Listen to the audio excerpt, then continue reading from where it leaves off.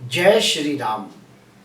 मैं वसंत रावल आज मैं आपको बताने आया हूं शेषनाग काल सर्प योग कैसे बनता है और उसका फलादेश क्या होता है। उसके पहले और भी एक इंपॉर्टेंट बात बताना चाहता हूं। काल सर्प ये नाम की उत्पत्ति कैसे हुई। राहु ग्रह के अधिदेवता है काल और राहु ग्रह के प्रत्यधिदेवता है सर्प। फिर से कहूंगा, राहु ग्रह के अधिदेवता है काल, प्रत्यधिदेवता है सर्प।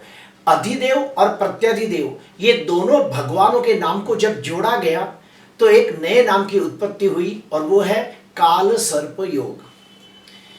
काल सर्प योग के भी मुख्य दो प्रकार हैं। पहले नंबर पे आता है राहुमुखी काल सर्प योग। इसे शास्त्र में कहा गया है उदित काल सर्प योग, जो बिल्कुल अच्छा फल नहीं देता, बहुत ही खराब फल देता है। ठीक इसके अपोजिट जाते हैं। दूसरे नंबर पे आता है केतुमुखी काल सर्प योग, जिसे शास्त्र में कहा गया है अनउदित काल सर्प योग, जो बिल्कुल खराब फल नहीं देता। आइए बोर्ड पे जानते हैं राहुमुखी काल सर्प योग और केतुमुखी काल सर्प योग को कैसे जाना जाता है। सबसे पहले तो मैं आपको बता दूं कि अगर किसी व्यक्ति की जन्म कुंडली के अंदर राहु 12वें घर के अंदर हो और केतु 6वें घर के अंदर हो और सारे ग्रह कोई भी एक तरफ आ जाए, इस तरफ या इस तरफ, तो शेषनाग काल सर्प योग बनता है। अभी मैं आपको बहुत गहन बातें बताऊंगा कि जो 7 ग्रह है, सूर्य, चंद्र, मंगल, बुध, गुरु, शुक्र, शनि, ये सातों ग्रह हमेशा एंटी क्लॉकवाइज आगे बढ़ते हैं। जैसे घड़ी उल्टी चलती है उस प्रकार से सारे ग्रह आगे बढ़ते हैं। और जो राहु और केतु है ये हमेशा क्लॉकवाइज आगे बढ़ते हैं, जैसे घड़ी चलती है। फिर से कहूंगा, सातों 7 ग्रह हमेशा एंटी क्लॉकवाइज आगे बढ़ते हैं और राहु केतु हमेशा क्लॉकवाइज आगे बढ़ते हैं। ज्योतिष शास्त्र के अंदर राहु को सांप का मुंह माना गया है और केतु को सांप की पूंछ माना गया है। अभी जब राहु क्लॉकवाइज आगे चलेगा तो उसका मुंह भी इसी तरफ होगा और ये सारे ग्रह यानी कि 7 ग्रह आगे बढ़ते बढ़ते बढ़ते बढ़ते राहु के मुख में जाएंगे। इसीलिए कहा जाता है राहुमुखी काल सर्प योग। यानी जब भी कुंडली के अंदर 6वें भाव में केतु हो, 12वें भाव में राहु हो और सारे ग्रह इस हिस्से में आ जाए तो समझना राहुमुखी काल सर्प योग है, क्योंकि ये सारे ग्रह आगे बढ़ते बढ़ते राहु के मुख में जाएंगे। ठीक उसके अपोजिट जब सारे ग्रह 12वें भाव से लेके 6वें भाव के दरमियान इस तरफ आ जाए तो हम उसे कहेंगे केतुमुखी काल सर्प योग, क्योंकि ये सारे ग्रह आगे बढ़ते बढ़ते बढ़ते केतु के मुख में जाएंगे। लेकिन केतु कौन है? सांप की पूंछ है, उसमें जहर नहीं होता, तो केतुमुखी काल सर्प योग को बिल्कुल अशुभ फल नहीं मिलता, यानी उसका खराब फल नहीं देखने को मिलता है। अभी हम जानेंगे कि जो शेषनाग काल सर्प योग है उसका फलादेश कैसे किया जाता है। तो हमें सबसे पहले 12वें भाव को समझना होगा कि 12वें भाव से क्या क्या देखा जाता है। 12वें भाव से व्यय, खर्चा, हॉस्पिटल, मोक्ष, विदेशागमन, जेल का बंधन, उसके बाद दवाइयां, कायदा कानून, कोर्ट कचहरी से मिलने वाली पेनल्टी यानी कि सजा, शयन सुख, नुकसानी, उसके बाद अकेलापन, खालीपन, नींद, किसी रिश्ते का वियोग, दावी आंख, ये सारी चीजें, और नींद भी 12वें भाव से ही देखा जाता है। यानी कि ये जो है गहरी नींद का भाव है, शयन सुख का भाव भी माना गया है। अभी हम लोग ये जानेंगे कि जब सारे ग्रह 6वें भाव से लेके 12वें भाव के दरमियान आ जाए और किसी की कुंडली के अंदर शेषनाग काल सर्प योग बन जाए तो उसका फलादेश क्या कहा जाएगा। हम कहेंगे कि ऐसे व्यक्ति को अपने कार्य क्षेत्र के अंदर बहुत मेहनत करने के बावजूद वो उन्नति, प्रगति, विकास प्राप्त नहीं होगा जिसके वो हकदार होते हैं और उन्हें बहुत सारी आर्थिक नुकसानी के योग बनते हैं। उन्हें बार बार धन खर्च हो जाता है, धन का व्यय हो जाता है। ऐसे व्यक्तियों को दवाइयों के पीछे, हॉस्पिटल के पीछे, डॉक्टरों के पीछे काफी सारा धन खर्च करना पड़ता है।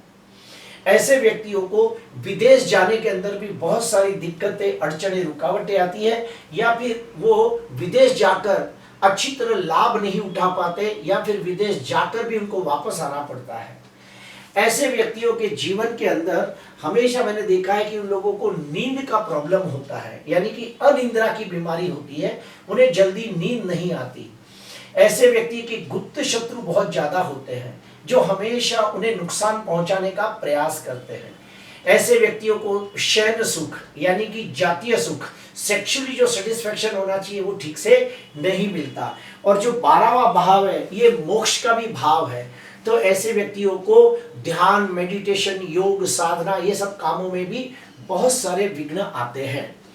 अभी हम आएंगे और एक स्टेप कि अगर किसी की कुंडली के अंदर काल सर्पयोग बनता हो और उसकी कुंडली के अंदर राहु पहले भाव में हो तो अनंत काल सर्पयोग बनता है। राहु दूसरे भाव में कुलिक काल सर्पयोग बनाता है। राहु तीसरे भाव में वासुकी काल सर्पयोग बनाता है।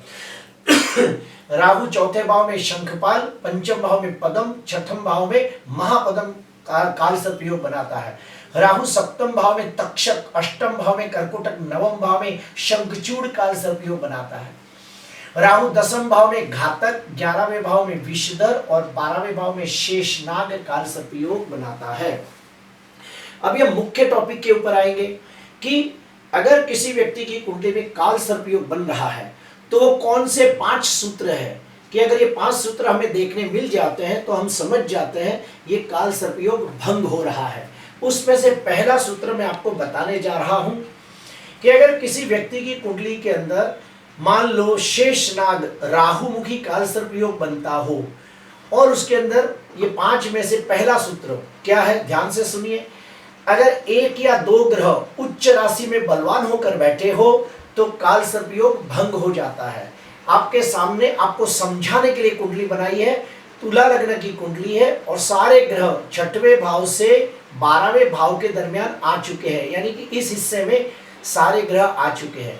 लेकिन आप देखिए गुरु उच्च का होकर हंस योग नामक राजयोग बना रहा है, सूर्य सप्तम भाव में उच्च का हो रहा है, चंद्र अष्टम भाव में उच्च का हो रहा है। तो नियम ये कहता है कि अगर किसी की कुंडली में काल सर्पयोग बनता हो और उसकी कुंडली के अंदर कम से कम 1 या 2 ग्रह उच्च राशि में बलवान होकर बैठे हो तो काल सर्पयोग भंग हो जाता है। दूसरा नियम, अगर किसी व्यक्ति की कुंडली के अंदर राहुमुखी शेषनाग काल सर्पयोग बनता हो और अगर उसकी कुंडली के अंदर कम से कम 2 ग्रह, 3 ग्रह या 4 ग्रह स्वगृही राशि में बलवान होकर बैठे हो तो भी काल सर्पयोग भंग हो जाता है। आपको समझाने के लिए मैंने कुंडली बनाई है।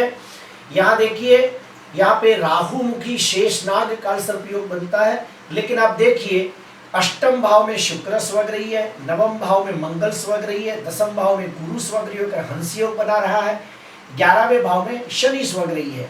नियम ये है कि कम से कम 2 ग्रह या 3 ग्रह स्वगृही राशि में बलवान होकर बैठे हो तो काल सर्पयोग भंग हो जाता है।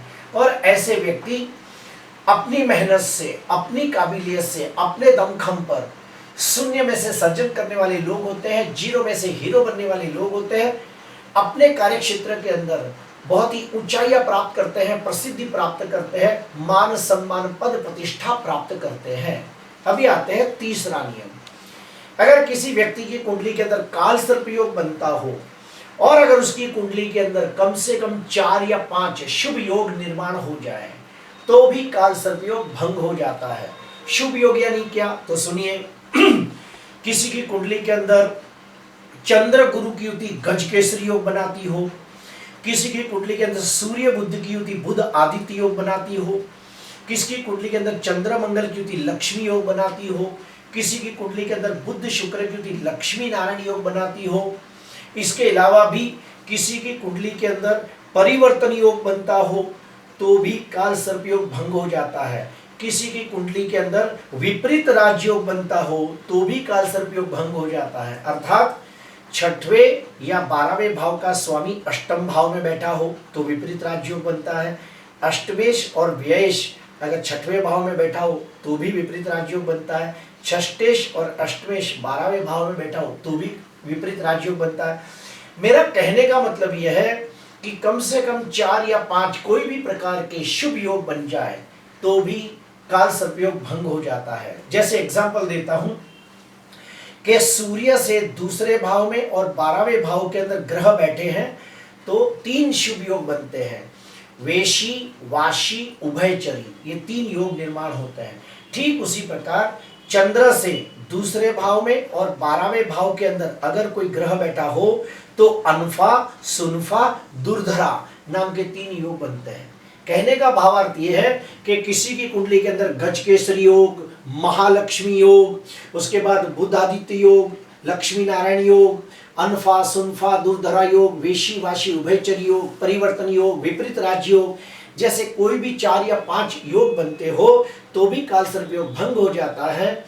और ऐसे व्यक्ति अपनी मेहनत से, अपनी काबिलियत से, अपने दमखम पर 42 साल के बाद धनवान, यशवान, कीर्तिवान बनते हैं। समाज के अंदर मान सम्मान, पद प्रतिष्ठा की प्राप्ति करते हैं, यश जश कीर्ति प्राप्त करते हैं। अभी आते हैं चौथा नियम। अगर किसी व्यक्ति की कुंडली के अंदर राहुमुखी कालसर्प योग बनता हो और अगर राहु ग्रह के ऊपर कुंडली के कोई भी 3 कारक ग्रह या बलवान ग्रह अपनी दृष्टि डालते हो तो भी कालसर्प योग भंग हो जाता है। जैसे कि एग्जाम्पल देता हूं कि यहाँ पे आप देखिए, कन्या लग्न की कुंडली के अंदर पंचमाधिपति बनकर शनि अपनी तीसरी दृष्टि से राहु को देख रहा है, बहुत अच्छी बात है। यहाँ पे देखिए मंगल अपनी चौथी दृष्टि से राहु को देख रहा है, गुरु अपनी 5वीं दृष्टि से राहु को देख रहा है।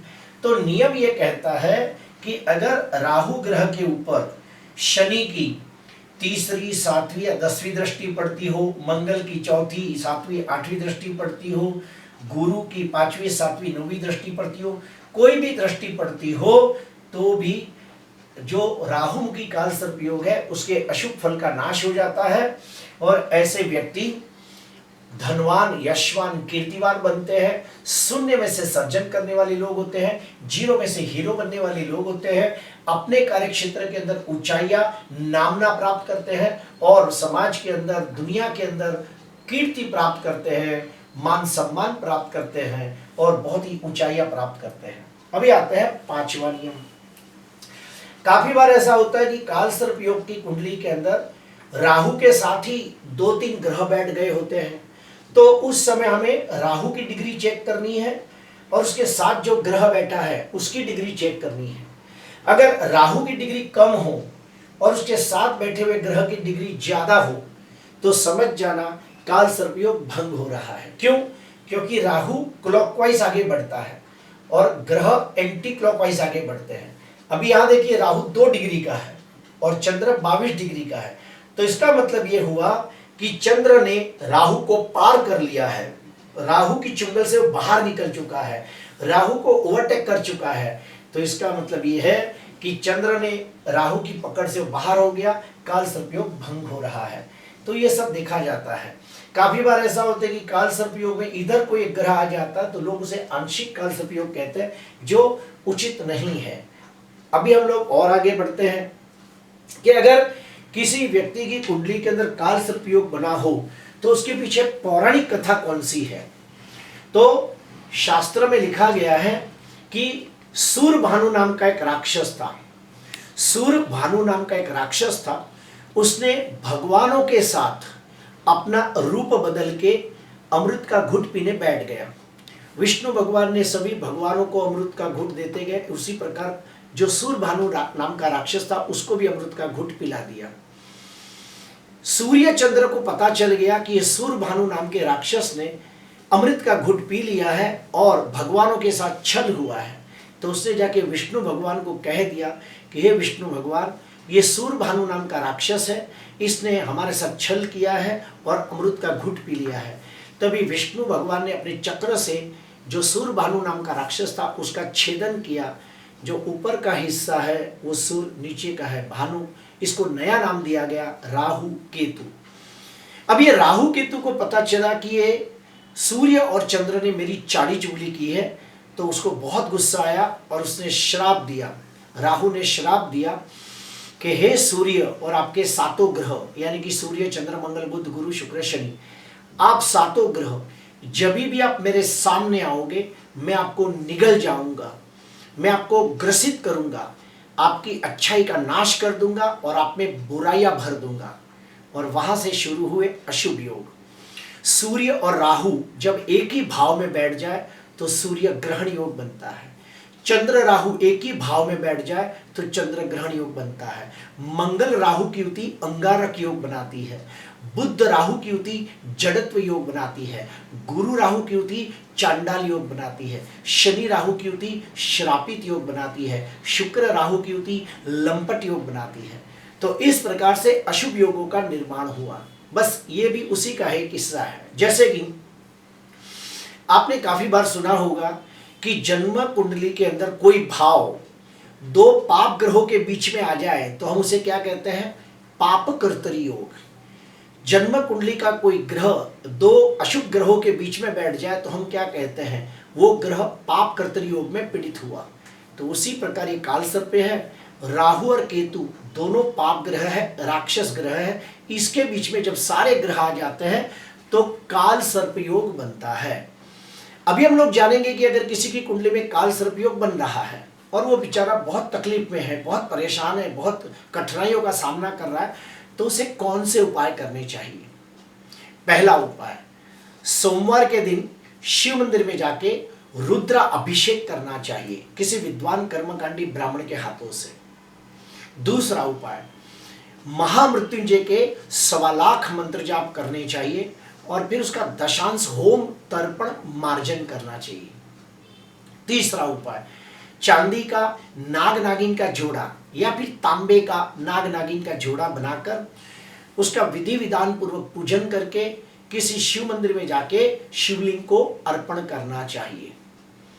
चौथा उपाय, साल में एक आध बार नाग पंचमी आती है, उस नाग पंचमी के दिन किसी नाग के मंदिर में जाके विद्वान ब्राह्मण के हाथों से पूजा पाठ करनी चाहिए और शिवलिंग के ऊपर दूध पानी को मिलाकर लिंगाष्टकम, बिल्वाष्टकम, शिवाष्टकम, शिव मानस स्तोत्रम, तांडव स्तोत्रम जैसे मंत्रों का पठन करते हुए शिव जी का रुद्र अभिषेक करना चाहिए और शिव जी को प्रार्थना करनी चाहिए कि हे शिव जी, मेरे कुंडली में जो काल सर्प योग है उसका दुष्प्रभाव कम हो।